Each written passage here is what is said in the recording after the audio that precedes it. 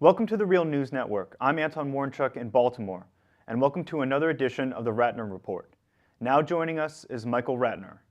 Michael Ratner is President Emeritus of the Center for Constitutional Rights and is also a regular contributor and board member of the Real News Network. Thanks for joining us, Michael. Good to be with you again.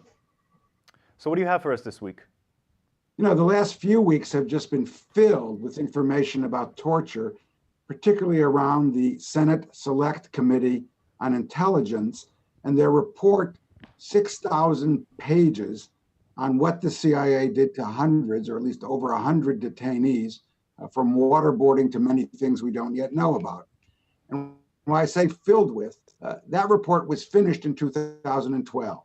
Dianne Feinstein, who's head of that committee, the senator, has kept it classified. Recently, there's been a push to get at least parts of that report declassified. We know, some of the rough outlines. We know that the back sites, which are places where detainees were interrogated in Poland, perhaps in some other places. We knew that people were waterboarded because some of that was disclosed, but we don't really know the whole story, and we still don't, and we may not for a very long time. But in any case, the report of 6,000 pages was completed in 2012. And in the last few weeks, Senator Feinstein and others have been pushing to have the report declassified. Now, they could declassify it. They don't need to go to the president for declassification. They don't need to go to the Declassification Review Board or whatever they call it, because under the speech and debate clause of the U.S. Constitution, they're immune from any prosecution for anything they publish in the course of their legislative business. But of course, they never have the courage to do that. So Dianne Feinstein said, okay, we should declassify at least the executive summary, which is some 400 pages, and the 20 or so findings and conclusions of that report. And so the first thing that happened is she sends it over to the president, and the committee says, we request that the executive declassify those sections of the report. And what's the first thing that happens? The president, rather than the White House declassifying the report, what do? They send it to the CIA for declassification. And what's astounding about that is the CIA is the target of this report. It's the CIA that was involved in the waterboarding. It's the CIA that was involved in running the black sites. It's the CIA that was involved in torture. And so the president basically sends the chicken to the fox. And so what do you think the fox is going to do? It's going to eat the chicken. So what we get out of this declassification will remain to be seen. The committee asked that it be declassified in 30 days. I won't say we'll wait 30 years for whatever we'll get, but we're going to wait, I bet, a lot longer than 30 days. And a lot of it is not going to be declassified. It was already, in some way, that executive summary has already been cleaned up by the committee. But even that, as I said, the CIA isn't going to give us. It's again a weak-kneed President Obama, unwilling to take on the CIA, unwilling to take on torture. And of course, that just reflects what has gone on now for 6 years or so under President Obama. Clear evidence, torture by the CIA and other U.S. officials authorizing it or engaging in it. He has refused to prosecute anybody for those crimes. And he has said, I'm ruling it out. So a second real weak-kneed thing by the president. On top of all of that, you have all these investigations now going on of everyone except a criminal investigation of the people involved in the torture. So the CIA has referred the staffers, the people who work for Senator Feinstein and the committee, to the Department of Justice for investigation under the CIA's what apparently is a completely bogus claim that the staffers somehow took material off of a computer that they were authorized to use for the purposes of this preparation of the report. But the CIA really, as a way of intimidating the committee and Senator Feinstein, has said, we want the Senate staffers investigated. One investigation.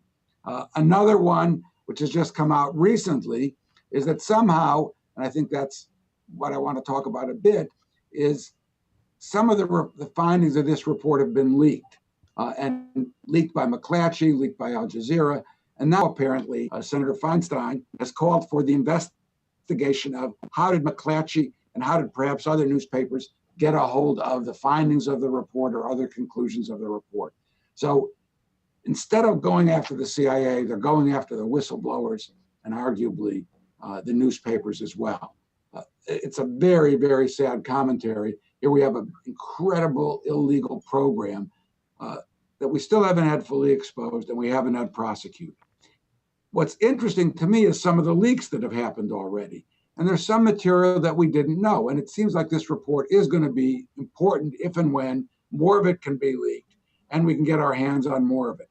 I hesitate to say, and I do represent, a very important publisher of whistleblown documents, Julian Assange and WikiLeaks, is that seems to be the default. The only way we're going to get information out of this government on its illegal practices, as we are doing now with the report from the Intelligence Committee, is from leakers.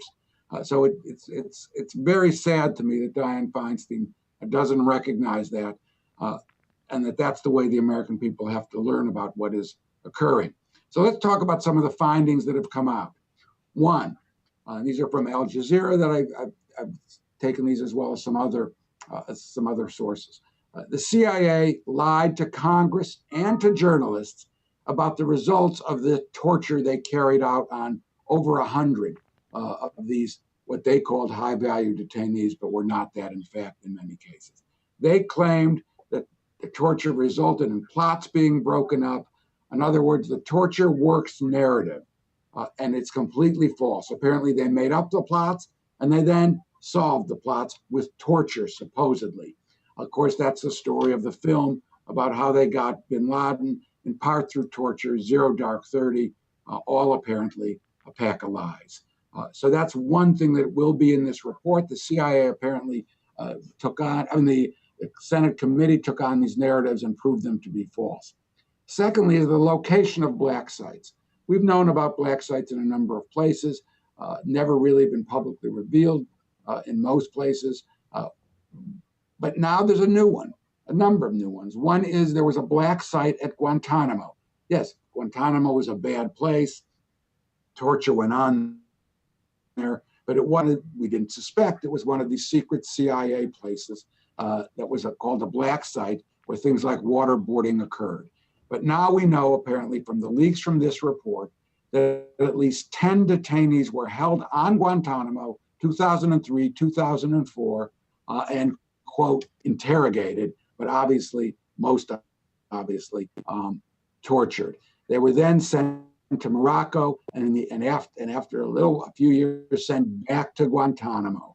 Now, the torture site at Guantanamo, which even though we represent people at Guantanamo at the Center for Constitutional Rights, we didn't know about it, was probably called Camp 7, we're not sure, but also it's referred to in various movies and other revelations as Camp No, Camp N-O, I think, or K-N-O-W, but I think Camp No because no one was supposed to know the name. Another article referred to it as Camp Echo. That is apparently the black site. Now, what's also interesting about that, was it the same place where the 3 people who the U.S. claimed committed suicide actually were taken and killed? There is a fair chance, in my view, that it's the same black site. So that's one important piece of information from this Senate Select Committee on Intelligence. Secondly, and this happened when I remember I took a trip to England or London in 2003 or so, and London owns an island in the Indian Ocean, or the UK does, called Diego Garcia. The US runs it as a military base. And there were sort of lots of little swirling around, is Diego Garcia being used as a black site? It forced the British or the UK to say, no, it's not. We know what's being done at Diego Garcia, and it's not a black site for torture. In fact, what this report apparently says is that Diego Garcia was used as a black site, and it was done with full cooperation of the United Kingdom. In other words, we've had a pack of lies from our government. A third site, which we've known about, was Poland, but apparently Poland will not be revealed in the report as a site because the Polish government has insisted that they want to be erased from the site. But at least 20, erased from the report, but at least 20 detainees, which was a much bigger number than we suspected, were taken to Poland. The majority of the 100 who were put into these special black sites were taken to Morocco and Afghanistan. Hopefully the report will tell us what occurred to them. Another important revelation in the report was that there were methods used for torture that went beyond what the administration authorized. Now, none of this should have been authorized. It was all illegal, unconstitutional, criminal, violation of treaties, etc. But even those that were illegal but authorized, quote, by our government, the CIA went beyond those, whether it was in ways of sleep deprivation, number of times waterboarded, putting in cages, other kinds. Again, we have to await more leaks to find out what happened. For me, another really important revelation is that of the people who went through these black sites, 85, or apparently the high majority, were of low value, and dozens were wrongfully detained altogether, and they were detained on the basis of the torture of other ones. So basically, what we've always said at my office and that I've said is when you're under torture, you'll say anything to stop the torture. And I mean anything, and especially what your torturer wants to hear. So as a result of that, scores of people were wrongfully detained, and of those, at least 10 were sent to foreign countries that are unaccounted for, which means we don't know what happened to them, but apparently they're presumed dead. So there you go. You've gotten people tortured, falsely giving the names of people, sent to foreign countries, and then killed in those countries. So now we wait for that full report to be declassified, which will have us waiting forever, or for whistleblowers to finally put it up on places like WikiLeaks. I want to say as I close that yes, transparency here is important, as you can see by the nature of this report and what we're learning. But as important, or perhaps more important, is justice. Transparency is not the same as justice. It's not the same as saying Condoleezza Rice, George Bush,